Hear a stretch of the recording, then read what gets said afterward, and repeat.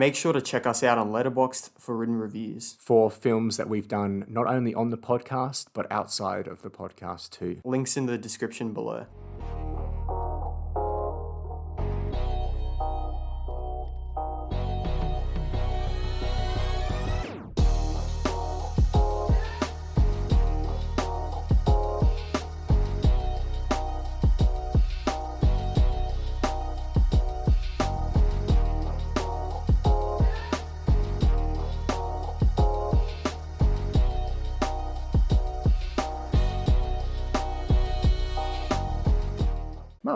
Mummy. Hello everyone and welcome to the Rewatch podcast. My name is Jaden. And my name is Samuel.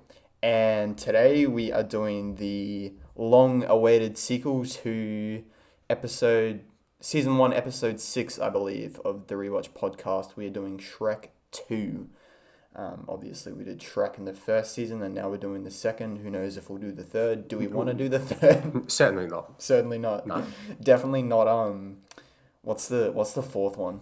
It's like some Forever After or whatever. Yeah. It's like some the final fantasy chapter. one. That's not going to be the final chapter. Because isn't there another one coming? There's another one coming. They're redoing Goodness it. me. We really do live in the age of sequels, don't we? Yeah. It's a shame, but oh well. Yeah. All right. This is a podcast where we rewatch classic or current films and then decide whether they deserve a rewatch from you. You can find us on YouTube, Spotify, Apple Podcasts, or any other place you listen to podcasts. If you'd like to reach a show, you can leave a comment on YouTube or send us an email at theonerewatchpodcast@gmail.com. If you're listening on Apple Podcasts, you can actually give us a review. Oh, you really? know what? Someone has given us a review. No. Do you want to guess how many stars we got in that review? Oh god. Now have a guess. Four. Have some confidence. Is it out of 5? We got 5 stars. We got 5 stars. Yeah, so our average review is 5 stars. So go Let's over to Apple Podcasts, give us a 5-star review. I'm pretty sure it helps you out in terms of the algorithm on Apple Podcasts. So that Just made my day, man. bro. We got somebody gave us a review and they gave us the full 5 stars, mate. Oh yeah. And here we are reviewing films out of 5 on Letterboxd every now and then. Yep. Has to be a really, really good movie to get 5 stars. Really good film. Must be a really, really good podcast, mate. What can I say? All right. So thanks to that one user who rated the show 5 stars. Yeah. So today we're going to be talking about Shrek 2. And Shrek 2 is about, when was it released, Jaden? 2004? I think so. 2004, I think. The first one was That is right. 2000. Oh, might have been 2001. 2001, that's 2001? right. Yep. Yeah, so 2004. Obviously not the biggest step up in animation as compared to, Toy Story 2 and Toy Story 3. Let's say that for an example. But there were a few moments in this film where the animation actually really stood out to me. For sure. And, we'll get onto them later on because it's further along in chronological sense. But, yeah, I thought the strength of this doesn't really come from the animation. It's more so the characters and the story. And Yeah, definitely. that's what Shrek's about, really. Yeah. I did think the animation was a bit of a step up from the original because the original, we did have some problems Yep. with animation. Well, you're always going to have it with old films, Yeah, right? yeah. And you can't really, say that it's a bad movie because of that. I mean, at the time it was revolutionary. Mm-hmm. But the 4K has recently been released and it's not good. But anyway, I think it was an improvement. There's actually the intro scene on YouTube, the 4K. So if anyone wants to watch it and has a 4K device, Right. you can go and watch it on YouTube. Yeah. Let me say it's not that good. Yeah, It just yeah. looks like the original movie. Yeah, that's the Yeah. thing with animated movies on 4K. You need to have a good base Yeah. to then To upscale. make it better. Yeah, I haven't heard good things about the Toy Story ones on 4K, so I just won't pick them up. But Okay. Toy Story 4 on 4K, that's a different story Yes. because then they can, Because it's better more resolution. recent, Right, Yeah. right. So a bit of a plot synopsis for this one. Once upon another time. That's smart, isn't it? Once upon another time. Because it's the sequel. Oh, So yeah. you can't say once upon a time. Once upon another time. That's pretty good. Shrek, Fiona and Donkey set off to far, far away to meet Fiona's mother and father. But not everyone is happy. Shrek and the king find it hard to get along and there's tension in the marriage. The fairy godmother discovers that Shrek has married Fiona instead of her son Prince Charming and sets about destroying their Mummy. marriage. Mummy? Mummy. Oh, thank you, mother. This has got a 3.8 on Yeah. Letterboxd. 3.8. How do you feel about that review? Should it be high? Should it be low? I don't remember it being a 3.8, but if you look at the weighting of the of like the 5 stars compared to like a 3.5 or a 4, a lot of people rate this a 5-star. For sure. And then you got like the dip down for the 4.5, and then it goes It back goes up. back up, yeah. So typically when you see that on Letterboxd, it's because people either think this is one of the best animated films ever, or it's just their favorite film ever. And you don't see it a lot of the time, because, typically, The Amazing Spider-Man 2, for example, Oh, God, here we go. barely has any 5 stars because a lot of people think it's a terrible film, Yeah. even though... I mean, you say barely, but I imagine it has a couple thousand. Oh, yeah. It probably has a couple thousand for all those people out there that are absolutely There's always the mind anomalies. numb. But yeah, what I'm trying to say is that it there's a very, very high weighting on the 5-star. Yeah, yeah. And we'll get into our ratings later on, and we'll discuss about that. I don't even know where I was going with this.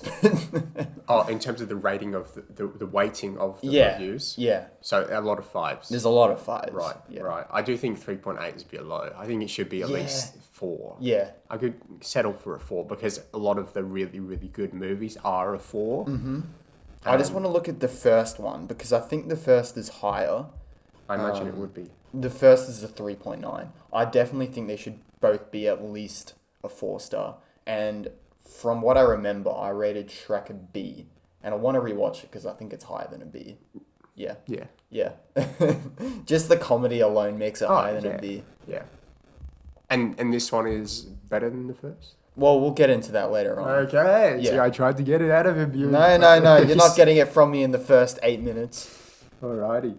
Okay, so let's go into some general thoughts. We've done our little synopsis. So, would you recommend this film to someone who has not seen it? Yes. 100%. Watch the first and the second and then stop there because that's where the duology ends. Yes. There's no such thing as a Shrek the Third. And this is a question that I feel like we do not answer enough on the Rewatch podcast. Is the film worth a rewatch? 100%. 100%. 100%. You get my rewatch rating. Yeah, for sure. What did you think of the visuals? We touched on a bit of it there. Do you think the animation is good enough for the time period, or were there any moments where you think the animation was lacking or the animation was fantastic? Look, for 2004, you can't really hate it. It's just how animation was back in the day. Obviously, it lacks in comparison to films nowadays. The humans look a bit animated and their skin looks very plasticky. But, like I said, there were times where it really stood out to me. And I'll just go on and say it now. There was this one moment where we see rain on Shrek's skin. Oh, yeah. Yeah, it actually looked really good, and I don't remember it looking that good. Did you watch it on Netflix or? Yeah, I did. Yeah, okay. Yeah. It still looked pretty good, It though. still looks pretty good, even Yeah. on a streaming service. Yeah. So you got that going for it. Yeah, for sure. In terms of the acting, were there any particular voices that you liked more than others in this film? Yes. Yeah. I thought Jennifer Saunders as the fairy godmother was yes. just so good. Honestly, I get that they don't have Oscars for voiceover performances. Yeah. But if you're ever going to give one like that, what a performance! So good, so good. In fact, it's probably one of my favorite Shrek characters. Yeah. Favorite animated character.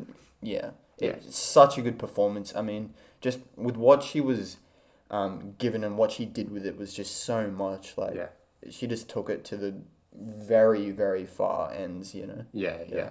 And also, I want to give a shout out to Prince Charming. Yep. Naturally. Yep. Because he's voiced by Rupert Everett. Mm-hmm. And look, I think he was fantastic. Exactly what he needed to be. Yep. Just enough to not be over the top / corny or ridiculous. Yep. but enough to be so stupid that it's funny. Yeah, I have to agree with you there. Yeah. I do remember him being a bit more involved in the story last time I watched it. Right. This time he just kind of felt like It's like a sidekick. like a goon for the fairy godmother. Yeah. Even though, But I still love the character. Yeah. Obviously, Mike Myers, Eddie Murphy, brilliant. So good. Such great chemistry between Donkey and Shrek in the movie. Again, Cameron Diaz. So go good wrong. as Fiona, man. Yeah. So yeah. good. And Julie Andrews, mate. Julie Andrews. She is Sound of Music. She's Mary Oh, Poppins. yep. She's also an Aquaman. Really? Yeah, she voices someone. Oh. It's so odd because I clicked Wants on to her. be forgotten I for clicked that. on her, and Letterboxd orders the films by popularity? Yeah, popularity. And so the poor woman, she's done some of the most iconic roles in cinema. Was Her Aquaman most first? popular film is Aquaman. Oh, God. Yeah, wait. No, This is Shrek 2's most popular, but Aquaman second. Oh yeah, okay. Dear God. That's, I mean, when you have some of the most iconic roles in cinema ever, You don't full want that to stop, be there, right? and then your biggest movie is where you're a side character, or like you're a cameo appearance Yeah. Yeah. in a CGI underwater film called Aquaman. Oh, that's Anyway. terrible. I want to give a mention of the directors. Andrew Adamson is returning, so he directed the first one. Also directing the first one was Vicky Jensen. She's not returning. Okay. Instead, we have Kelly Asbury, who has done Spirit. Spirit. Ah. You know, the horse movie? Yeah. Matt Damon becomes a horse. Matt Damon becomes a horse. That's exactly what happens in the movie. Also, Smurfs, one of the Smurfs directors of The Lost Village, so one of the sequels that wasn't very good. The newest, yeah. Yeah, and then we also have Conrad Vernon, who has also done Sausage Party. Yeah, I'm looking at them And now. also Monsters and Aliens, bro. Like, I love that movie. It's a very nostalgic movie. I love for the me. film, but it's not a good film. No, it's terrible. It's terrible. Then Shrek 2 is a really, really good that's a good film for him to have in his filmography there. Yeah, because yeah. I mean It's not exactly as good as Madagascar 3, though. Yeah. Europe's Most Wanted. Just a casual 2.8 on Letterboxd. not very good either. So yeah, those are the directors, and obviously this movie is a huge accomplishment from their standpoint, and also the writers. Andrew Adamson is also one of the writers, and there's like 15 writers in this movie, man. There's like That's probably what makes it 6 so or good, 7 to be honest. writers. Like everyone's just chiming in with their concepts and ideas. Yeah. You get such a diverse sort of range of ideas from this film. Yeah. Because there's a lot of you can tell there's a lot of like different ideas going on in this film. Yeah, They all just come so together. much in such There's a so small much. movie. And yeah, it's a really, really short film as well, Right. 93 minutes. Yeah. So, hour and 32 minutes. Yeah, so they cram Really it in, short. but it doesn't feel bloated. Not at or all, Like yeah. they are cramming things in, but they are. Yeah. I felt like it went really fast. But Oh, for yeah, sure. that's not to say that there wasn't a lot in it because there's a bunch in it, man. Yeah, and there's a lot of substance too. Like a lot of movies nowadays, they'll throw in the references. They'll do the Wreck-It Ralph breaks the internet. Like, look, there's Iron Man, there's Star Wars, But no everything. one cares. Social media, Yeah. absolutely no heart. Yeah. No substance to the plot. No smart writing. But this has everything. But I loved this, man. I found so many references. I hope you found them as well, Yeah, man. yeah. I've You got a found few. them? I've got a few from The Wizard of Oz, mate. Oh, okay. Yep. Yeah. So, Yep. but yeah, characters we've touched about it just then. But any characters that would stand out, obviously, Fairy Godmother, Fairy Godmother. Prince Charming. Prince Charming. I think they were all just fantastic, man. I love the inclusion of Puss in Boots. Obviously, Oh, didn't yes. come in the first film. Antonio Banderas, I think. Just another fantastic performance, and man, just all the characters. They're so diverse, but Yeah.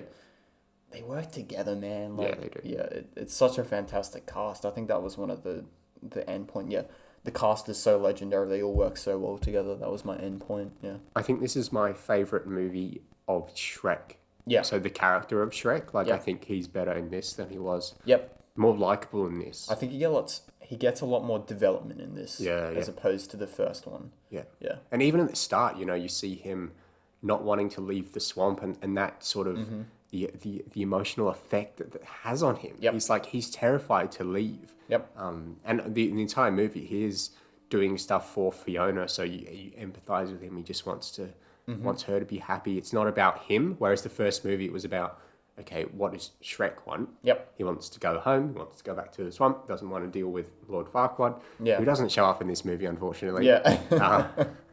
But the Muffin Man does. The Muffin Man does, and the Magic Mirror does, And the Magic Mirror. and lots and lots of other people do. So let's get into it, shall we? Let's do it. Detailed thoughts. I'll say just before, the Universal logo that comes up on this movie, because obviously this is a Universal movie. I don't know, don't see the Universal logo a lot anymore, but that's the best logo I think ever. Yeah. Ever. Yeah. Like just You the can't beat it, music, right? The music. the world, The animation, the coming around. Yeah. Like, It's not even part of the film, but we're just I know, appreciating I it. just had to. I'm not going to be able to say it on any other movie, I don't think, because you don't see it a lot nowadays. Although, I did watch a film very recently that had it, and it had an older version of it. I can't remember what film it was. It might have been... Damn it, what was it? Oh, I can't remember now. I watched it, and it was like an older version of the logo. And Right. It was because the film was set in a older timeline. Oh, okay. It will come to me eventually. Interesting. Yeah. Right. Yeah, I just had to get that in there because what a fantastic logo. I So mean, good. the only one that even rivals that is like the Fox logo. Maybe, when they have like the Star Wars Oh, music. yep. Or the Thanks logo, THX or whatever. Oh, yeah. The one TNX. that's... Pixar, that's a big one. Maybe we need to do a ranking video of logos. Disney's also good, man. All right, They're all pretty good. on to the movie. Let's do it. On to the movie. What stood out to you at the start of the movie? Accidentally in Love. The song. Yeah, I mean, should we talk about it now in Yeah, terms go of for it. music? Yeah, I think it's an original song for Shrek 2. They made it for the film. It's just stuck with me all these years. I think it's such a great song to bring the film in. As with the first, we have Smash Mouth's All Star in the first one, and then we have Counting Crows or Counting Cows, accidentally in Love in the second one. Yeah. I think the intro sequence is just as good as the first. To I be agree. honest. We see great character development in such a short time. Sure. Fiona and Shrek have been married, as we saw in the first film, and they're living in the swamp together. I think Eddie Murphy's great as he kind of intrudes on their sort of marriage. He doesn't quite get it. I think the whole intro sequence is just as good as the first, really. Yeah, I have to agree. There's something special about it, if you think about, obviously a lot of non-animated movies are known for, the big opening sequence to really get you into the movie. You think of every single Nolan movie, he's always trying to get you invested right from the get-go. Yep. You always think, okay, this is going to be one of the best scenes right at the start, let's go. Mm-hmm. But then these animated movies contain that exact same sort of thing. You sit down, you put it on, oh my gosh, this is great, I'm not going to turn it off now. They're not as grand, but they're just as good. Yeah. Yeah. And they don't really need to be grand. Can you imagine Shrek heist, Joker infiltrating heist? the castle. Oh, I want to see that, man. Yeah. I want to see that. Yeah. With the Dark Knight music in the background. Ooh, Hans Zimmer. is the music for Shrek number 5. Oh, I love it.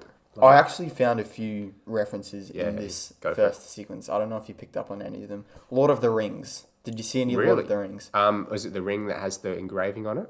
It didn't have an engraving on it, but there's a shot where we see Fiona and the ring's kind of falling down and her finger kind of catches it. And right. it, Is that... goes around on her finger. Okay, yes. That's a Lord of the Rings reference. Yeah. It's like an exact replica of the shot that Frodo does. Interesting. We also see a Spider-Man reference, an upside down kiss. Yes, I saw that. You saw that one, wrote and one it's down. so good because he has the mud on his face, and Yeah. it's kind of like she's pulling the mask down. Nice though. I've never seen any of these before. I never picked up on Me them. neither. They're all coming to me now. Another thing I didn't pick up on before was when Shrek's on the beach and he's kissing Fiona, and then a wave busts, and then suddenly he's kissing a mermaid. I have no idea how that works, but he's kissing the mermaid, then he throws the mermaid away. Mm-hmm. And then there's like 2 great white sharks in the background that come up to eat the mermaid. I'm like, I never saw those sharks before. Man. Never. Like, maybe I was watching the censored version. Like, It's like an edited version. It just threw her to certain death, mate. Yep. Like, it's like little things like that. Didn't need to put that in there. Could have just been Great detail. Could have had no great white sharks, but they decided to put that in. The Prince Charming introduction at the start of the film is so good, and it's very similar to the first. You know, the opening frame is a book, and someone is narrating a story, and the story leads into because in the first Shrek's like that's ever going to happen. Then it goes into the thing. This is Prince Charming saying, and I rode across the desert and the mountains, and I came to the castle, and then it transitions to him, and it's just brilliant. It's so like exciting and entertaining. And he gets up to the bed where Princess Fiona is supposed to be, and he finds the big bad wolf. The gender confused wolf. Yes, I wrote that down, mate. I was like, gotta have a conversation about that. So yeah, he sees the big bad wolf, and the wolf's reading Pork Illustrated. Yeah. And it's got a photo of pigs in suggestible clothing. So I won't say what I imagine it's trying to be, because I think we would, in terms of the YouTube algorithm, I think the video would be buried. Yeah. But interesting choice. Very interesting choice. The kids aren't going to pick up on that, but the adults will. That's what I love about these movies, man. And it's a fault that I have with this one, because I felt like it kind of toned it down a lot more than the first. Right. But yeah, there's a lot of references in here that you won't pick up on if you are 12 years old watching this film. You know, it's definitely for more mature audiences. Yeah, for sure. For sure. Disney cameos again. So somehow, God so knows. Many. I don't know how they do it. I don't know, man. Because it's a rival company to Disney. So yeah, I think Steve Jobs may have. He worked at Pixar, I think, but I think he might have had some sort of ties with DreamWorks as well for a moment there. Right. So DreamWorks might have had. I feel like we've talked about this before. DreamWorks had some sort of connection to Pixar, and Pixar has a connection to Disney. Right. But that's the early eras of animation when. Oh, it certainly wouldn't happen nowadays. No way. Because Disney is so protective of their IP, and they want to destroy it themselves. Not even a name mention they wouldn't allow. Yeah, for sure. It'd be like millions and millions of, which I'm sure they had to pay. Probably. A lot of money. Probably. But it's worth it, because it just fills this world with so many unique and recognizable characters. You have Captain Hook playing the piano, for God's sake. Who else do you want playing the piano? You can't just have a normal pirate. No, you got to have Captain Hook, man. The Disney cameos again, obviously fantastic. The dialogue between Shrek and Fiona, just in those opening moments, getting to know the situation they are in life, and you have this this parade of trumpets coming up to announce. And bro, when the guy comes up with the script to read out, announcing that they're invited to Far Away or whatever, and there's one of the trumpet guys that just goes into a solo. Yeah, it goes into like a tequila solo. It's just like another thing. Doesn't need to be in the movie, but it is. I saw that moment, and I was like, that is a singular moment that shows how good this movie is, because it didn't need to be there, but it is. Yeah, and it's there fantastic, anyway, and it's funny. Like it's not over the top trying to make you laugh. It just is funny. Yeah. And I think that's just the thing about like older animation. Like they just respect the jokes. It's not cheesy. It's like you said. It's genuinely funny stuff. I was laughing in this film. Yeah, me too. It's not like it's like and it's like rare that actually happens. Yeah. We get told that like, oh, this movie is so funny, and like throughout the whole movie, you'd be like, for the best joke. But this, some of the lines from Prince Charming had me laughing out loud. Good, it's funny. I just love that they made him like a mama's boy. Oh, yeah. That's always a thing with the villains, Sometimes they do that. Like, sometimes they'll just have, like, a bit too much affection for their mum, and it's a bit weird. Yeah. There's a bit of that in The Boys, actually, with Homelander's character. Oh, really? In I haven't Amazon. seen season 2 yet. Yeah, So, yeah. it's a very interesting like character trait for the villain to have. Just very, very odd. Yeah. But it works for Yeah. some reason. Yeah. Some odd reason. Do you have any notes up until when they arrive in Far Away or whatever it's called? Oh, 100%. Yeah, go for it. Oh yeah, The carriage scene is just so good, man. for For 5 minutes. It's been like absolutely memed, to hell and back, that scene. Right. Yeah, it's such an iconic scene as well. Donkey just being Donkey is just... It's just one of the things that makes a Shrek film, is just Eddie Murphy's just ridiculously annoying but somehow passable humor. Yeah, it kind of rides that line of just completely and utterly annoying and then just funny as hell, and it's always on the funny as hell side. I've never been annoyed by the character. I think it does it so well. And then when they come in Funky Town, which I think is just another great song choice, just goes so well, man. When they arrive to Far, Far Away. But Right. did you have anything before that? No, I got to agree though. The Donkey Shrek chemistry is fantastic. And yeah, look, it Donkey definitely rides that line between becoming an annoying character and just a funny character, and they somehow pull it off. You can't really think a lot of them off my head, but there's definitely examples of those annoying characters where they're so trying to be funny that they're just annoying. You just just shut up. Yeah. Like, I don't want to hear from you for the rest of the movie. Yep. Please be quiet. And so, yeah, but they pull it off in this. Yeah. I want to talk about when they first arrive, because I think that's one of the best scenes in the movie. When they first arrive, and obviously they're both ogres, and the deal with Princess Fiona is that she has this curse where she's only an ogre at night.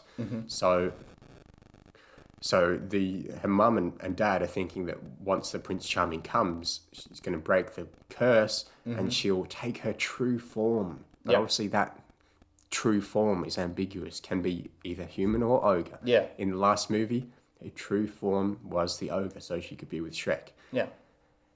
And so she's showing up as an ogre. Her human family are a bit... Oh, I think I know what you're going to talk about. surprised, right, Yeah, that she's an ogre. And they sort of have this conversation where, so Fiona and Shrek show up and they say like, oh, this is so, are you sure you don't want to turn back? And they're like, oh, the mother and father, I'm sure they love me. And then the last word of their dialogue will be the first word of the dad and mum talking. And it's sort of like this building tension where they're like sharing words, but in different contexts. So like maybe Shrek will say like, oh, they don't look very happy to see us. And then it'll cut to, and they're like, see, they're ogres or, whatever. That's not what they say, I don't think. But it's just that use and creative dialogue, man. That's just so, like, no one would do that nowadays. It's such a clever dialogue technique, especially because when you remember... they're all the way at the castle and they're 50 meters away getting out of the carriage. So it's a long walk. So they have to spend the time somehow to get them together. And you don't want to watch them just silently walk across the red carpet. So I think, I wrote that down. It's such a clever dialogue technique, and it was so well done how it switched back and forth between Harold, Lillian, Shrek and Fiona. I think it was just really well done. And it builds and builds until they're like right facing each other. Yep. And that's just... And then, the build up to the tension, and then they have to have that conversation. And then the transition, because the camera goes to Shrek. Well, there's no camera, but we have a shot of Shrek, and then it transitions into the dinner scene, which is one of the best scenes in the movie as well. Yeah. And just the transition there, Shrek has this expression like he doesn't want to be there. And that's exactly the same expression he has at dinner, and it just transitions so smoothly into, okay, we're having a dinner in the castle now. It's not like, okay, here's a shot of the castle, here's a shot of the dinner table. Yeah. Welcome, this is the dinner, sit down. Really clever film techniques to just make in. the seamless, transition between scenes, yeah. And what a great scene the dinner table scene is. So good. I just want to quickly touch on this. Another reference. You might have not picked up on this. There's a hawk on the mantle, which I believe is a reference to Psycho, which is like one of the most iconic films ever. Yep. It's in the Psycho film. The character, I haven't seen the film, but it's just an iconic shot. There's like a hawk sort of hanging over, and the character's just speaking. So I believe it's a reference to that, but I could be wrong. Right. Yeah. Right. That scene is so tense, so funny. Again, the dialogue is fantastic. They do something similar with the dialogue again in that next scene with the sharing of words. And I just love Julie Andrews, who plays the mother. It's like, oh, that'll be a wonderful place to raise the children. And then just all havoc breaks loose because Shrek's like, what? Children? Shrek swallows a spoon. The dad's like, children, what? So this whole, the whole scene is just so fantastic. I mean, I think Lillian, Julie Andrews' character, I think she's so patient. yeah. Absolutely love her she's character. such a mum. Like I know. that is just mum personified. She captured it so well. Yeah.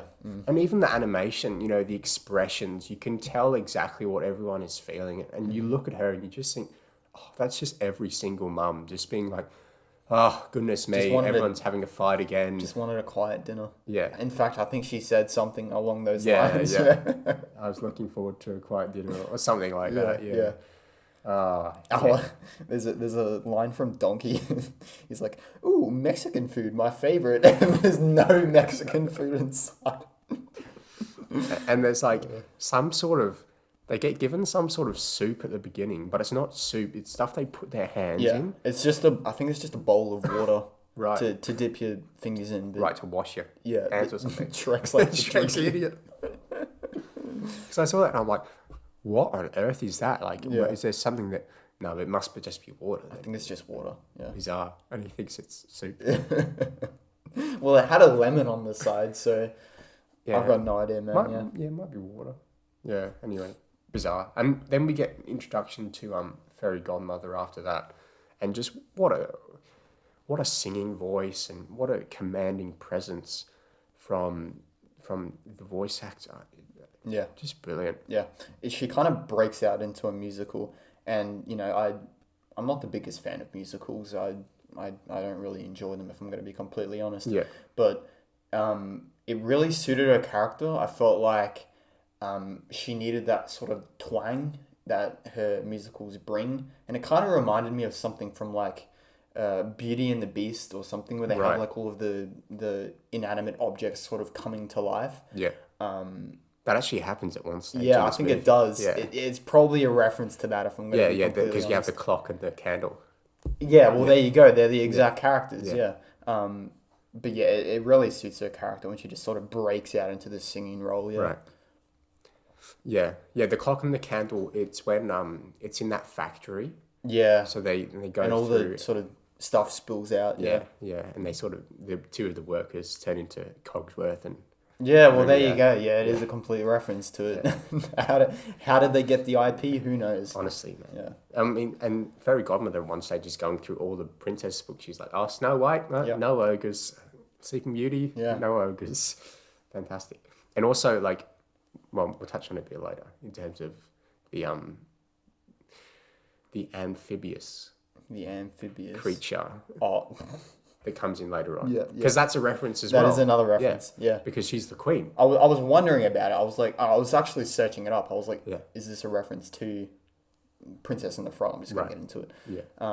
Wait, have we entered spoiler territory? Yeah. Look, if you're watching this, it's an animated movie, so we take it a bit less seriously with the spoilers. Yeah, but... so I was searching it up. I was like, is this a reference to Princess and the Frog? Yeah.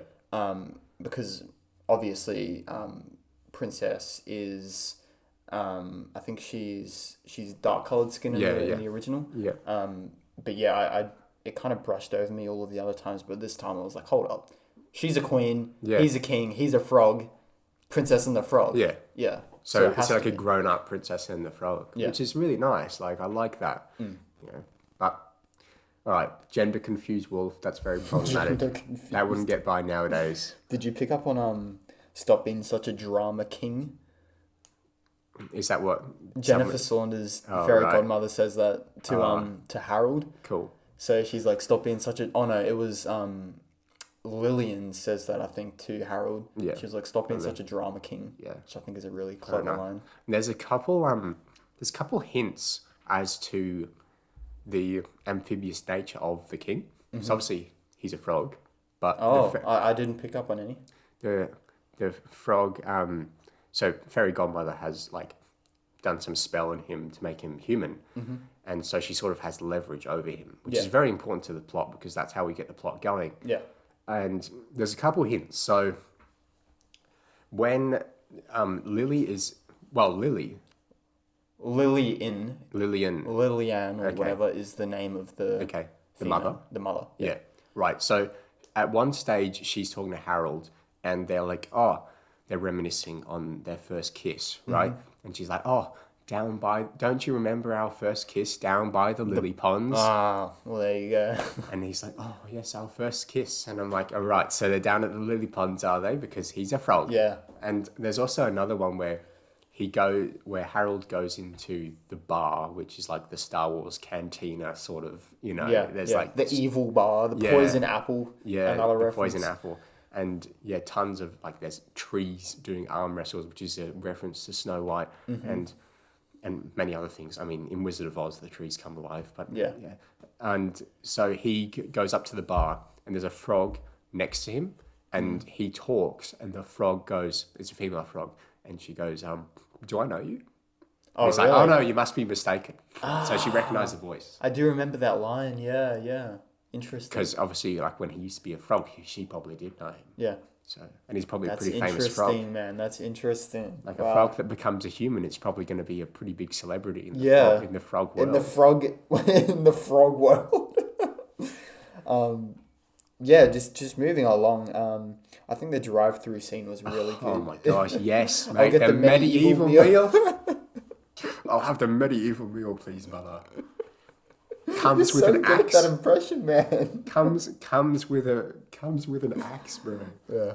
And how they just kind of, stop the whole movie for a second, and then they're just taking an order at a drive-through. Like the whole film just halts for one moment. Yeah. It's kind of like a breath, But it's not boring. Yeah. It's just funny. It's just absolutely funny. Yeah. I remember that scene very fondly. Like I remember seeing that scene like when I was very, very young, and being like, oh, they've gone to a drive-through and they're flying through because it's a magical land, and he's got an axe. Mummy, can I have the medieval meal? Please, mummy. I thought that was great. But like we just mentioned, the poison apple is a Snow White reference. We also see Captain Hook, like you said. The Headless Horseman's in there, which might be a Scooby-Doo reference. I'm not quite sure. We also see the Ugly Stepsister, which I just figured out is played by Larry King. Now, if you don't know who Larry King is, he's like a popular talk show host. Oh, right. And I think we've said this on another film on the podcast that and I think I remember you saying that you don't remember or know who he is. But he's just such an iconic person. This is him here. Yes, yeah. So he plays the Ugly Stepsister, which I've never picked up on before. But That's interesting. It's just such a funny casting choice. Yeah. And I think it works really well. So, stepsister. Ugly Stepsister. Right. Yeah. So, female. Well, Or is it it's kind of like it's ambiguous. It's kind of like a... What would you call it? Like a... what are the ones that like dress up? They're like a drag queen. It's kind of like a drag queen. Right. Yeah, because you can actually see in the animation he's got like stubble. Oh, okay. And I mean the voice is a guy's voice. Yeah, voice is a man. Right. So I think it's kind of like it's got the hots for innuendo. The charming though, doesn't it? Yeah. It's like sort of like an innuendo that he's I've just kind of forgot about what you just said there. What was it called? Drag queen. It's kind of an innuendo that he's a drag queen. Right. Yeah. Right. Cool. Which I think is really funny. Yeah. Very edgy. Very cool. Yeah. No, fantastic. Let's see. A few other things, obviously. I think Puss in Boots, great introduction. Mm-hmm. He's not scary for very long. No. I think the whole setup of how he actually meets Shrek, because if we just had Shrek and Donkey through the entire film, it might have gotten a bit boring. Yeah, Because we've yeah. seen that before. You need that new introduction. Yeah, because then that creates, different chemistry. Donkey has somebody to, rip in terms of jokes and, Yeah. and everything like that. And they're kind of like an iconic duo now. Shrek's the leader of the gang, and then Right. you've got Donkey and Puss in Boots Yeah. kind of, in the back seats. Avengers. Assemble. So, couple hints about, I've spoken about that. Fairy Godmother's building, such a good scene, man. That's one of the best scenes in the film for me, because in terms of the animation, because it really comes alive with all these different colours and the potions. Yeah, it's very vibrant, isn't it? Definitely the most nostalgic scene for me too. I'm not entirely sure why, but I just remember really liking that scene, going through the sort of the building and seeing all these like hooded workers that are dressed up like ghosts, or like the minions from Despicable Me for some reason. Yeah. Just going around and creating potions, and even the conversation before they even go in, Shrek goes in and he's like It's so good. trying to be like a health and safety inspector or something, and they're like, "Oh, we don't even have They dental." don't even have dental. And he kind of like turns like the mark around. He's like, okay, I'm interested now.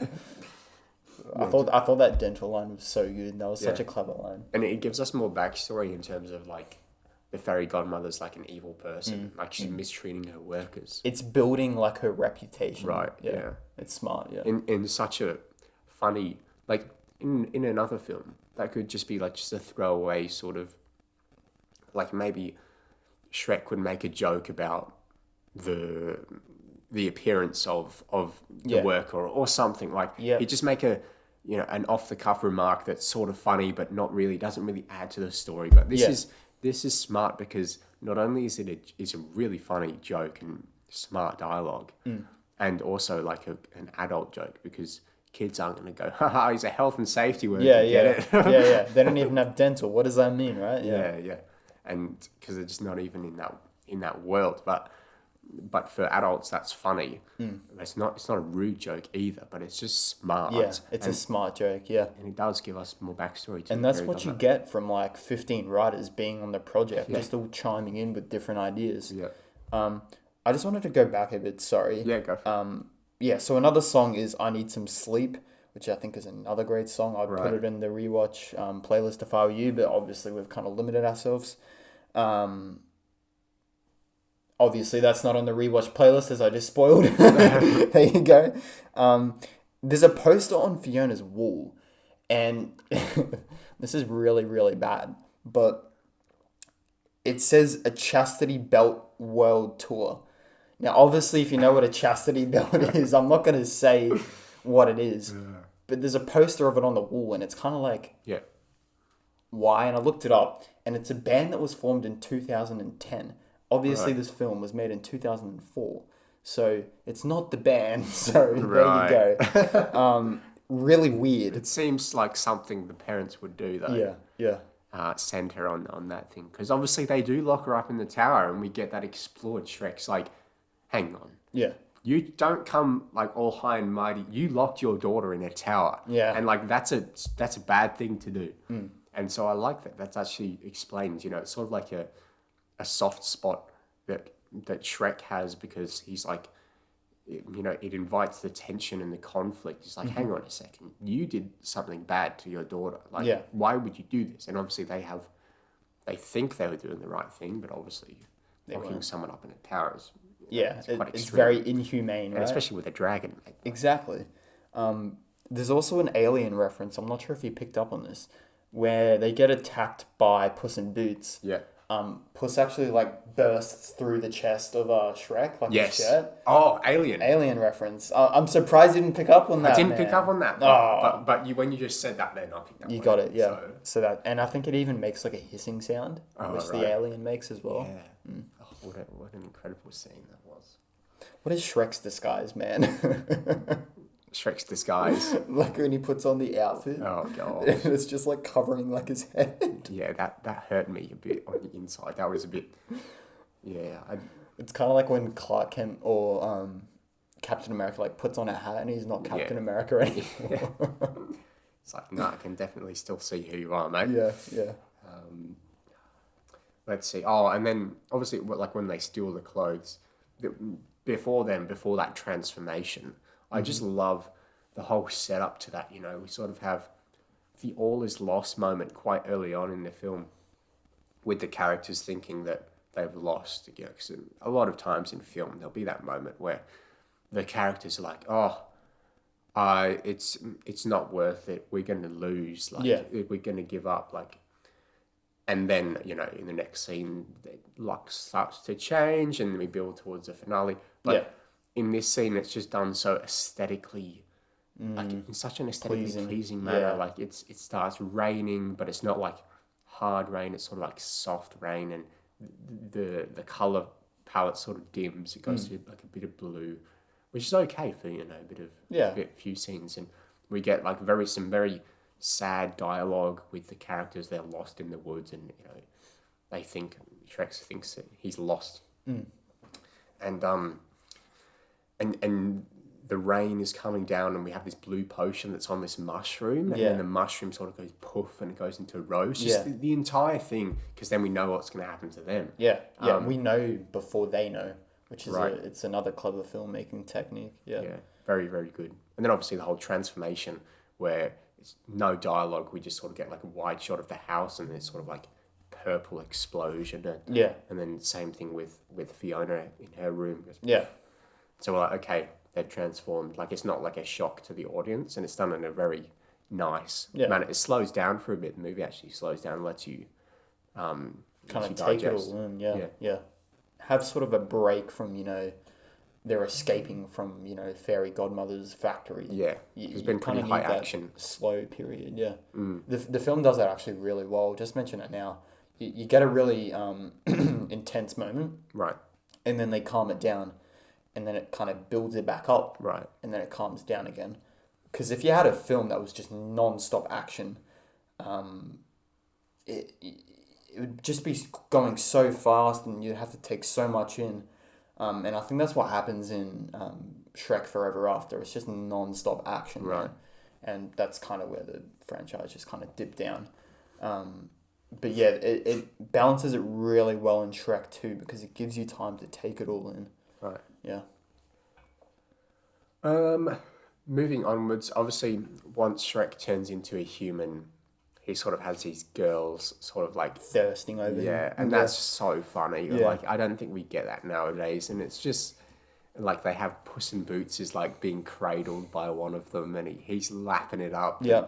Just that entire scene of the transformation is so, I don't know. Shrek obviously likes being an ogre, so for him to be a human is probably quite traumatizing for him. But there's something so like rewarding about that scene for some reason. Like, it's like a big accomplishment for the characters. You know, Donkey's like a bloody stallion. Yeah. And usually when they kind of make such a dramatic change in a film like this, I'm never on board with it, because it's kind of like, oh, why did they have to go that route? Right. It really works well in the narrative in this film, though, and I think the decision to kind of change Shrek and Donkey into these different versions of the character was really smart. It's kind of like a refreshing moment. You know, you've seen Shrek for a film and a half, just regular green Shrek. Yeah. Change it up a bit. Yeah. And also, like, when you have a human face instead of the ogre face, it's more easy to do the animation to let us know what he's feeling, like, let us care for him, because there's moments where later on where he sees Prince Charming trying to seduce Fiona or whatever, and he's locked in the castle or whatever, and you know, we can see the expression on his face really convey that emotion that he's feeling. And look, there's just, I compare it to the moment in Soul where the guy gets turned into a cat, and it's sort of like a joke. Like, no real reason. It doesn't really build his character. It's just sort of like a funny moment where they're like, oh, look, he's a cat now. This is going to be funny, right? Yeah. And it's like, no, not really. But in this movie, it's like they see the better version of themselves. They grow their confidence because they're these new, like, you know, big, attractive. Yeah, you know, they have more confidence in themselves now. Yeah. Right, and then they keep that confidence when they turn back, because Donkey's quite sad that he gets turned back into a donkey, which is fair enough, because he's quite a cool looking horse. Yeah. And Shrek's like, hey, you're still a stallion to me. So that they they grow themselves by that transformation. It works for the actual characters. I think the main theme of this film, what I took away from this film, is change. I Right. think is the main theme, which is another clever song to use. David Bowie's Change, Yeah. or Changes, I should say. Which I think is like the overarching theme of the film. You know, Shrek and Fiona, mostly Shrek kind of has to succumb to the fact that Fiona likes him for the ogre version of himself. So that's Right. what she fell in love with. And then they kind of, explain that all at the end, and they go into all of that, but we'll get into that later on. But I think it's just a really, really, really clever theme of the film. You don't see it often. I mean, it's usually like family and... Family. Don't watch F9, people. I think Change is just a really, really clever theme to go with. I think it's refreshing, it's new, and you don't see it often. Yeah, and it's similar to the first, but it's also different enough. Like, I think the first is sort of like accepting who you are. Yeah. And so, having change, like being able to deal with change, also a big thing. So Yeah. it works nicely with the first, but then builds it enough. I mean, I will admit there is a bit of similarity in terms of the final act, in terms of them changing back into the ogre form. It's like, that's what you did at the start. Yeah, But so they sort of, in the first movie rather. So It's a bit repetitive. yeah, but it didn't feel that way because I feel like the characters went on a journey that was different enough and they learned Yeah. new things. Yeah. To obviously, like, they're not going to, I feel like if they stayed as a human, it would just be a bit weird. Like, It wouldn't really work. Yeah. Yeah. So. I'll just go back to when when Shrek first becomes a human. Yeah. So these girls, they're like, okay, I'm rubbing his shoulders, and then the other one's like, I'm rubbing his hair or something, and then one of them's like, I don't have anything to rub, and it's like, whoa, hold up. And I think even the animation on like Shrek's face might have like changed or something. Yeah, right. It's another sort of clever innuendo that just kind of goes over all the children's heads, but it's a more mature joke. Yeah. Yeah. Oh, I want to go back to when the rain was coming down on Donkey. You were saying, I'm melting. That's a Wizard of Oz reference. Because Is it Scarecrow? the Wicked Witch of the West, when she gets water on her, she melts. Okay. And she goes, I'm melting. And she falls there to you Donkey go. and says the exact Yeah. same thing. I haven't watched that in ages, man. I need to watch it now. It's a good movie. Princess thinks Puss in Boots is Shrek for a second. Yeah. That entire montage of when Shrek is human and he goes to look for Fiona, and then he's sort of like chasing Fiona around the castle, and he'll go down one way and then Princess Fiona will go the other way. It's a montage that we see a lot in movies, I'm They're looking always in the wrong place. exactly right. Yeah. And it makes it's very frustrating to watch for the audience. It always annoyed me when Charming got with her. Like, it actually physically, like, pisses me off. The fact that, like, Shrek's, like, he can't get with her. Like, there's no way unless he, like, breaks the window and screams out. Yeah. Which I was like, why don't you just break the window and scream? But Yeah. anyways, that always got to me, that the fact that, like, Charming kind of won in that sense. Like, he didn't win overall, but, He did in that win for a moment, bit, yeah. He actually had her. Yeah. And that puts the audience on edge, we're like, oh my gosh, like, maybe the godmother is right. Maybe, Charming will give her a better life or whatever. And then, obviously not. So, but yeah, the moment where Fiona first sees Donkey and she's like, hang on, Donkey, you're different. You're a horse. And he's like, yeah, we drank a potion and now we're all different. And then Fiona sees Puss in Boots on the back of a donkey and, she thinks it might have been Shrek. I mean, it's only right to it's a assume. reasonable suspicion because, where did he come from otherwise? Yeah. Who's the cat? And then it just sort of pans to Puss in Boots and she goes, Shrek? Yeah. And Puss in Boots turns around and he looks at her and sees how beautiful she is. And Yeah. he's like, for you, baby, I could be. A really good line, right? Yeah. Fantastic. So good. Lots of really great lines. There's a shop called Firebucks Coffee in Ah, Far yes. Away. Yeah. I think that's really cool. Starbucks. And then, eventually we go back to the evil bar, and there's actually a sign on the wall that says, unhappy hour, right. which I thought was just great. It's just little details like that, which I think was really well done. There was another sign on one of the doors that said, no service if you have no skin or no bones. Oh, really? So it's like you got to have bones and skin Bones to be and served. Skeleton discrimination. Yeah, I reckon. Someone get on that. That's a human rights violation. Yeah. So there's actually a Cops parody that comes up, which Oh, yes. which I that's think so funny. is so good, man. Like this scene is just so good. Donkey saying police brutality is way too relevant, man. Like it's what? Even back then, because he's played by a black actor, so you can tell that that's probably something that maybe he Eddie Murphy wanted improvised. in there. Which I think is really well done. Yeah, and he's got his leg on his neck as well. Yeah, which is not good. Yeah. Obviously, people have made reference to that with George Floyd, which is a shame. Rest in peace. There's a knight that's cracking pepper in Shrek's eyes. Yeah, that pepper spray. Pepper spray wasn't invented yet. Oh, right. So they have to use cracked pepper, which I think is brilliant. Fair enough. Yeah. Puss has catnip.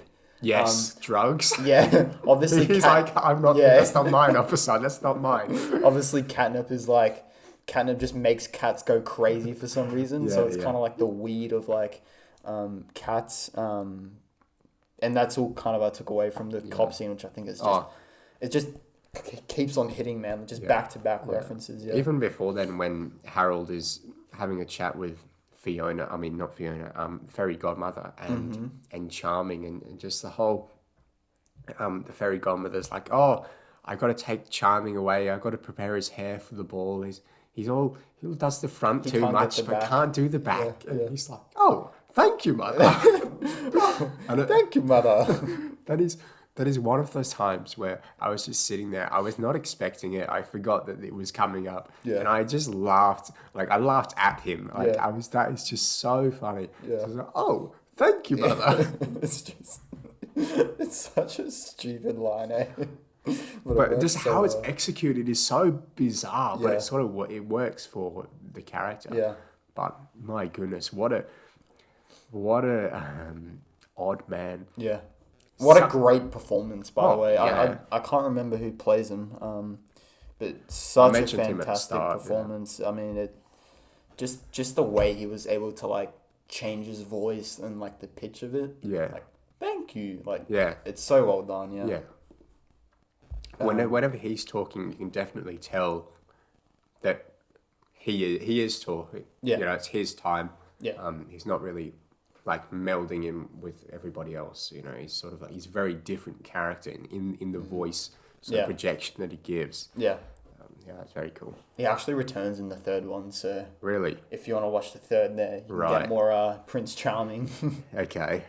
And the intro scene in the third film is actually like kind of a parody of like this film. Oh right. I reckon you'll like the third. Okay. It's not a good film by any means. It's just a fun film again. Yeah. Right. Puss in Boots says, "I hate Mondays." Yeah. So they're all in the bar, and this is another like all is lost moment where Shrek thinks that Charming's going to seduce Fiona, and they're all in the bar complaining, and then Shrek's like, "Oh, I'm never going to get Fiona to fall in love with me," and then Donkey's like, "Oh," and he makes some complaint that's donkey related, and then Puss in Boots just goes, "I hate Mondays." Yeah, I picked up on that as well. Yeah. Such a great line. Yeah. Yep. Fantastic.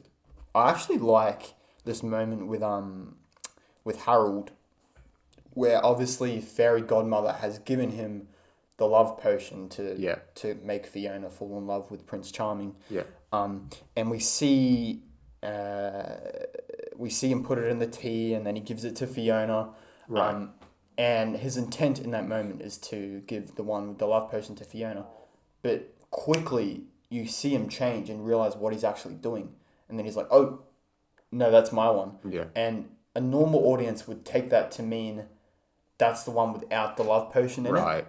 But he's actually taking the one that has the love potion in it. So did he give her the one that... He gave her the one that was just normal tea. Yeah. That's what I thought. Which I thought was really clever, man. Like, most people would interpret that as, he's taken the unpoisoned one. Because you can't track it. You can't, No. because there's a cut. No, you Because can't. he puts the tea in, then there's a cut. And so you can't be like, okay, that's the tea that has it. I'm going to watch that tea. I'm going to watch that tea. Yeah. Oh, he told her to drink the other one. He's a good guy. Yeah. It's sort of ambiguous. Yeah, Which yeah. makes his redemption at the end, because he sort of is like a villainous sort of character, and he is redeemed at the end, and it makes that redemption a lot easier, because if he did give her the potion, it's like, hang on, you drugged your daughter, mate. Yeah. Like, you know, first you put her in a tower, now you drugged Yeah. her. Like, I don't think you're a good person. Exactly. Yeah. But I think that moment there was such fantastic character development, and it would go over the top of a lot of people's heads, but man, just watching that again, like, it's so cleverly done how it's like ambiguous, like you said. You don't know whether or not he's given it to her. I think that was really clever. Yeah, for sure. When Shrek is bust out of that prison by the gang, like the Pinocchio and the pigs and the blind mice and the gingerbread man, is that Mission Impossible music? Yep. How on earth did they do that? No Is idea. Is Universal? Do they own?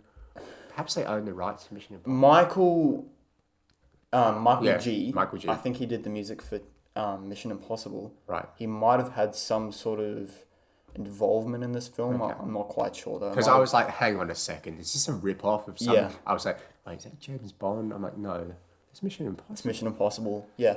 And a really great reference, because we get Pinocchio kind of getting like hoisted down. Yeah. And that's like a straight rip-off of Mission Impossible, because Tom Cruise, he's actually got like ropes attached to him in the original film. Yeah, right. And he kind of gets lowered, so it's really clever Yeah. that they have like the puppeteer sort of strings as they lower him down. Yeah. I thought that was really clever. Useful. Taking advantage of Pinocchio's skills, because not only do they use the strings, they also use his nose. And which, they say, which was really clever. are Yeah. you wearing female underwear? And he is. A bit bizarre.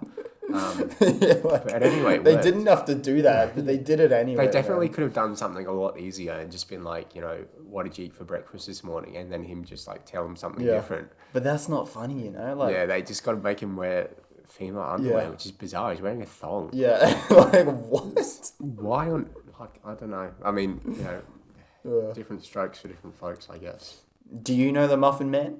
The Muffin Man. The Muffin Man. He lives on Drury Lane. Yeah. We saw Drury Lane in this movie. Yeah. I love that. Yeah. I love seeing the actual sign that says Drury Lane. Yeah. You go meet the Muffin Man. And I didn't want to write this one down because I wasn't sure of it, but I think it might actually be like a Frankenstein reference. Right. Where they're kind of like building this monster and then the lightning comes down and everything. okay. And there's like a massive scream or roar or whatever it was. Right. Might be a Frankenstein reference, but I'm not sure. Yeah.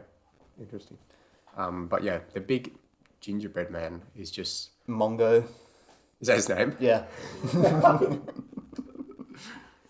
Just so epic and really helps to tell us that, okay, this is the final battle now. Yeah. Things are getting serious. It's so dramatic. Like the last sort of 20 to 30 minutes of the film is very like fast-paced action, but like also quite dramatic. We have the Holding Out for Your Hero song. We have all these characters like performing the best that they can do to try save Fiona. It's all a huge mission. Like you got slow-mo, like big gingerbread man falling into the ocean or the moat, and Shrek's doing flips or whatever to get inside, and Puss in Boots doing his thing, and just so fun, So good. entertaining. So good. C minor. Put it in C minor. Put it in C minor. I love that line. Put it in C minor. Yeah, obviously, I love the song Holding Out for Your Hero, man. I think it's such a great song. Millsy loves the song as well. And just, it's such like an intense song for such an intense moment. Like they're infiltrating the base, and then, you know, Mongo has to break down the drawbridge.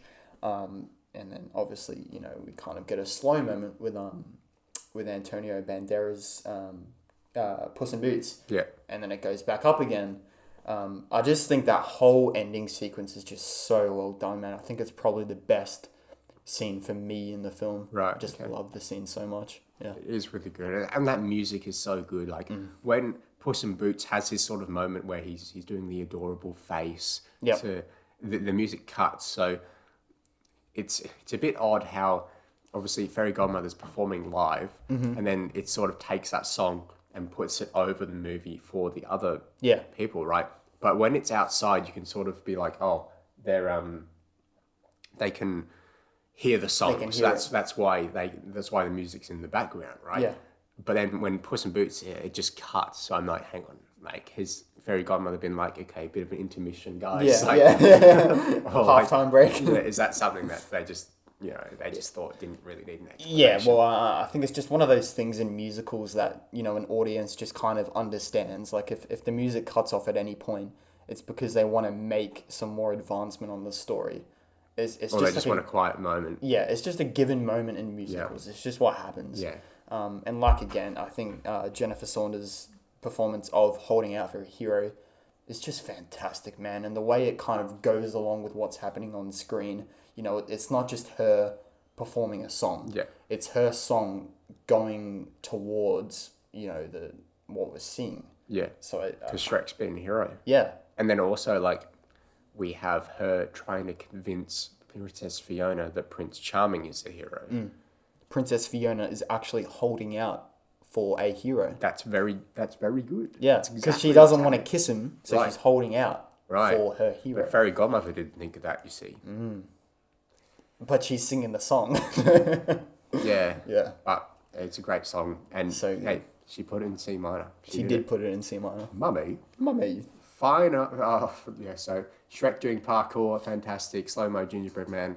Rewatch podcast intro clip. Did you catch that? Yep. When he hops on the horse. Yeah, so... donkey, we should say. YouTube viewers, if you watch the intro, you'll see that there's a clip from Shrek 2 in this movie. I saw that and I was like, that Leonardo DiCaprio meme and Once Upon a Time. Yeah. I've seen that before. Yeah. Look, any thoughts on the ending, mate? I think the transformation of the dad going back into the frog is very well done. Yep. And look, I mean, it's the ending that everybody wanted to see. The clock strikes 12, and they have to decide whether they want to turn into ogres or humans, and so that's very good too. Do you have any thoughts on the ending? Yeah, so we actually get like a line from the three pigs. It's the moment where they're all trying to grab the wand. Right. And then they're like, pigs on blanket, which yes. is obviously a reference to pigs in blanket, which is like a food. Yeah, Australian, isn't it? It might be, yeah. Or it might be like Polish or something, I have no idea. Swedish or something. Yeah, it sounds Swedish.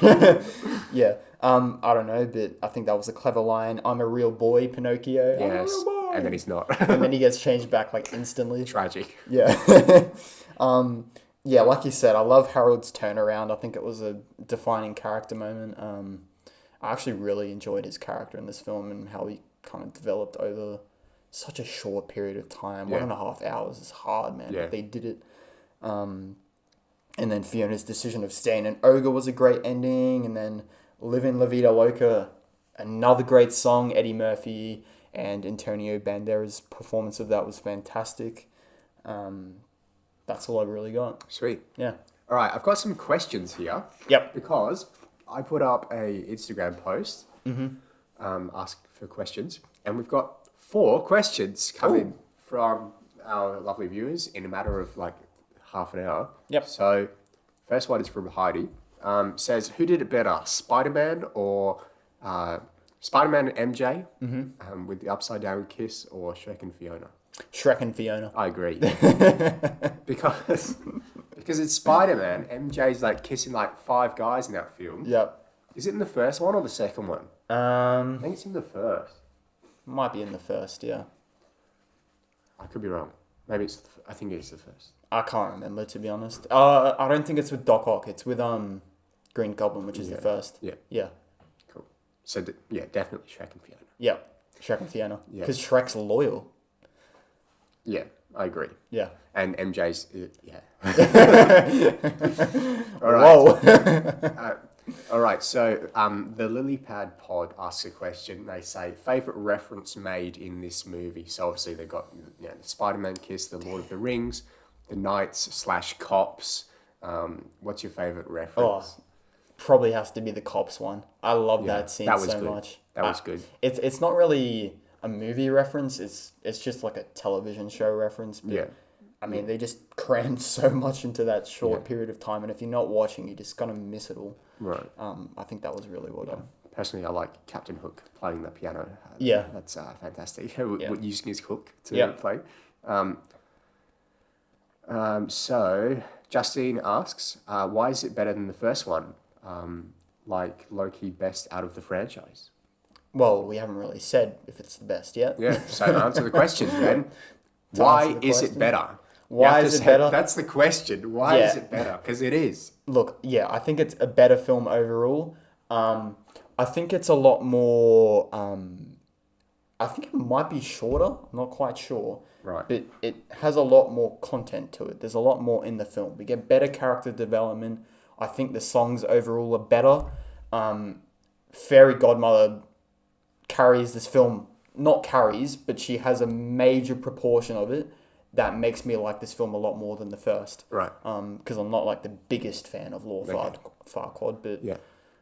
that name is just so good. But Jennifer Saunders as Fairy Godmother, I think, is just fantastic, man. Yeah. For me, it's got to be the fairy godmother, Prince Charming, and the dad, Harold. Harold. The three characters there are stronger than Lord Farquaad, I think, in terms of the villain aspect. And I feel like Princess Fiona, while she had a bit less to do, she wasn't like the center focus of this film like she is in the pop. She is, like, she drives the plot, but we don't spend a lot of time with her in comparison to the first film. She's a lot less in this film. But I feel like she's almost like she's better used. Like, we saw different parts of like her, we saw more of her backstory and everything like that. I just find every single scene of this movie to be incredibly entertaining. Yep. Even, like, I don't think there's a single scene where I'm like, okay, maybe that could have been cut, or maybe that joke didn't work. Yeah. Literally everything is fantastic. So good. Throughout the entire film. Even the end, there's like a mid-credit scene where the dragon shows up and she has like dragon donkey hybrid children, and donkey, like, the last thing they said in the movie is like, donkey's been swarmed by his children. He's like, I got to get a job. Yeah. And the movie ends. Yeah. It's like every single joke works. Every Just single lands character. there. Yeah. I don't really have anything bad to say about this, whereas the first one, you could sort of say, like, maybe its simplistic nature makes I think it... the first was a lot more simple. Yeah. Yeah, and therefore, when you go back to rewatch it, perhaps the second one provides you more entertainment in terms of, Yeah. This is a lot more rewatchable than the first. I think so, yeah. But yeah, thanks to everybody for sending in those questions. Quite a big response rate considering I just put it up. So thank you very much. So do we want to move on to the music segment now? Yeah, we'll go to the music segment. So if you're not familiar with the music segment, every week we will put a maximum of 2 or a minimum of 1 song from the movie that we watched, and then we will chuck it in the Rewatch playlist, which is a Spotify playlist. You can listen to it by the link in the description below, and check it out because, like, it's got some great music on there from all sorts of movies. Just listen to it in your car. Why not? Honestly, There's a bunch of bangers on there. Absolute bangers, mate. All of them, and very different range of music too. Yeah. But yeah, so this week we have Accidentally in Love, which is a original song, I think. Yep. Holding Out for Your Hero is also going in the Rewatch playlist. You gotta put it in there. It's the standout song of the film. Yeah, it is. Yeah. Definitely. And I mean, it's the song at the start, the song at the end. Works perfectly, doesn't it? So yeah. But that, like we've said, the whole, we've been talking for like an hour and 10 minutes. The music is fantastic all the way through. Yeah, I so agree. I greatly encourage everyone to actually listen to the full playlist, because I don't think it's fully available on Spotify. So go on YouTube and listen to it, because man, some of the songs are just so good. And even the because there's not a lot of like original music and there's not a lot of like orchestral music, but there is at the start. When the fairy tale is being told. Yeah. And it's really, really good and it sets up the movie really, really well. And so, yeah, have to give credit for that because that's a very hard thing to do, get a song that not only conveys what sort of world we're in and obviously we're a fairy tale world and fantasy and it's all fun and the song was really, really good at sort of like drawing you in, getting you into the world. Yeah. So, do you want to go to final thoughts now? Yeah, let's do it. Do you want to go first? Do you want to go first? Scissors, paper, rock? I don't know. I don't really mind. Who went first last time? Oh, I don't know. What did we do last time? Spider-Man. Spider-Man. Oh, I definitely probably went first. I'll go first. Why not? Yeah, look, as usual, I didn't really know what I was going to rate this film. It's kind of a hard one to rate in terms of, sort of pairing it up to previous films that we've done on the podcast. It's always, hard to do because films are so different.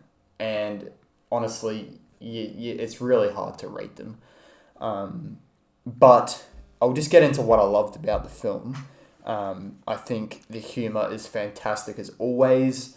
I think the characters are just so well done. I think the villain is probably the highlight of this film. Fairy Godmother and Prince Charming work so well together, and even the dynamic between Fairy Godmother and Harold is just fantastic.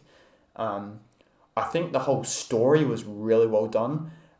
It had more depth to it than the first. The first kind of felt a bit empty for me. Yeah. I still think the first is a fantastic film, but this is just amazing. I think the music choices are just incredible, as I've just repeatedly said all the way throughout. The writing team just did an amazing job on this. Like we've talked about, the dialogue choices, I think they're really, really clever. Fantastic film choices made there. Honestly, man, I think all the references are just so well done. The humor, there's so many sort of niche things in here that you just don't get in animation nowadays. It's kind of like a lost art of filmmaking for animation. You don't see it anymore. A+, why not? A+. Yeah. That's it. Yeah, fair enough. Yeah. Because I was gonna ask, if you weren't gonna give it an A+, I was gonna immediately ask you, what's wrong with the film? Mm-hmm. And just thinking, to myself about it, I really don't know what to criticize. There's nothing wrong with it, man. Can you think of anything, in terms of... It's not a bad thing, but they toned down the mature jokes from the first film. Right. And I think Charming's character, from what I remember, he was a lot more prominent in the film. But again, it's not a bad thing because I think he worked just as well as I remember. Right. They're not really bad things. It's just kind of, they took a different route and right. it still worked out. It still worked, yeah. So there you go. A+ from me. Yeah. Yeah, I don't know what to criticize either. I mean, you can't even say, it should be 10 minutes longer or 10 minutes shorter. It's just completely... It's perfect. Yeah, it is perfect. I mean, look, it's going to be an A+ for me as well. Yeah. Because in terms of animated movies, I don't think it gets much better than this because every single scene is entertaining. Mm-hmm. Every single scene has heart and character, or new characters that are fleshed out really, really well. Even the supporting characters like Julie Andrews as the mum work really, really well as side characters. They're not they're not dictating the plot, but they're supporting and they're just perfect at what they need to be. Everyone plays their role in terms of the cast, in terms of their music, and just the writing and how every single scene there's something that's smart that's been done in terms of okay, let's do a smart transition from this scene to this scene, or let's work the dialogue so that we can interchange them and build that tension in a unique way. It's you don't see that in movies like Kung Fu Panda or Coco or something like that. You just don't see this sort of wit anymore, which is really sad. And we can see in Pixar as well. They started off with the wit in movies like Monsters Inc. And then, recent movies. I mean, Luca, how much wit did that have in terms of its dialogue? Absolutely none, bro. Right. Yeah. Like I said, it's kind of a lost art. I think film studios are a lot more lenient towards making animated films for adults, and at the start. Whereas, DreamWorks is still producing films today. You don't really get mature jokes in How to Train Your Dragon, right. or I'm just trying to think of what and like even that, like it can still be enjoyed by like adults. Like it's still a good enough movie to be enjoyed. That's not to hate on the film. Yeah. Yeah, but it still lacks that sort of smartness. You know. Yeah. I don't know how else to put it. You know. Yeah. It's like they really took their time and thought, how can we do this differently? How can we subvert expectations, but not in like a Ryan Johnson way, like I'm going to destroy everything you love. In more of like okay, this is what you expect. Let's give you something different, and that's going to entertain you, and that's going to get you through the movie. Yeah. I mean, every single scene is just fantastic. I mean, it's flawless. It is. And I kind of feel. I think it's the best film we've done on the podcast. I mean, Empire Strikes Back. No, because even Empire Strikes Back, it builds off A New Hope, and without A New Hope, Empire Strikes Back doesn't work. And I think this works more as just like a standalone. Like you don't need to watch the first Shrek to, and even Empire Strikes Back, you can say like, oh, you know, sometimes cutting between the characters, like they're not together. Like it's like you can nitpick parts of the Empire Strikes Back. Can't nitpick anything if you're really brave, but I have no idea how to start nitpicking this. It almost feels like unfair to give Shrek 2 an A+ rating, right? Yeah. It's kind of like, it does it deserve an A+? It should be like, does, man. Like, yeah, it does. It's flawless. We've sat here for 1 hour and a half, and we've said nothing but good things about Shrek 2. And look, we try it. We always try to be balanced. I think we're fairly harsh in terms of our ratings. Yeah. And when we give an A+, a double A+ for that. Yeah. This is the second time it's happened. Yeah. The last time was 2 episodes ago, I believe, with Empire Strikes Back. So we don't do it often. And you know when we do it, it's kind of like you have an obligation to watch this film. Yeah. For anyone who's listening right now, watch the film. Yeah. I beg you to go back and watch it because, Completely my God, agree. is it good? Yeah. Yeah. I mean, watch the first one as well because it is really good as well. But watch the first one so you can watch this one because in terms of animated movies, it doesn't get much better. Yeah. And I'm just thinking about the Lego movie because that's also another really good animated film. Right. Do you prefer the Lego movie or do you prefer this? It's an unfair question because I have so much nostalgia for this movie, Shrek 2. Like, I remember going to the DVD rental store with my mum when I was probably like 6 or 7. Really young. And like renting this movie and having such a great time with it. And so I have the nostalgia, but then also Lego is very nostalgic because obviously I grew up playing with Lego and stuff. I think everyone did, right? Yeah.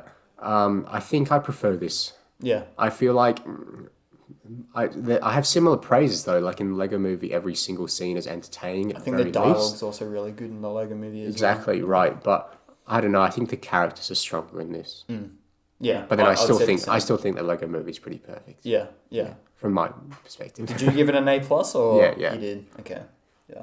I've given quite a few A+ this season. This is a good season, man. This is going to be hard to do our Rewatch Awards. Yeah. Interesting. All right. Well, I think we'll leave it there for today. Yep. Thank you everyone for listening to this episode of the Rewatch podcast. If you would like to follow us on Instagram, you can do so at the Rewatch Pod. Every week now, before we record the episode, we are going to upload a story. It will have a question box in. Please get on, ask us a question. We will do it on the podcast. If you ask us a question, it is guaranteed. Yep. If we see it before we do the podcast, we will answer it. We're going to do it. So yeah. Where can they follow us? At the Rewatch Pod on Instagram. If you'd like to if you'd like to subscribe to the YouTube channel, just search the Rewatch on YouTube. Any idea for next episode, Jaden? Or maybe make our way back towards another live action film. We try to spice it up with an animated film every now and then. So I'm not quite sure. Something live action. Yeah, I think we're in talks about doing Now You See Me, but who knows? Could be. Yeah. Now we see it? Question mark. Now we see. Thank you for listening, and bye for now. See ya.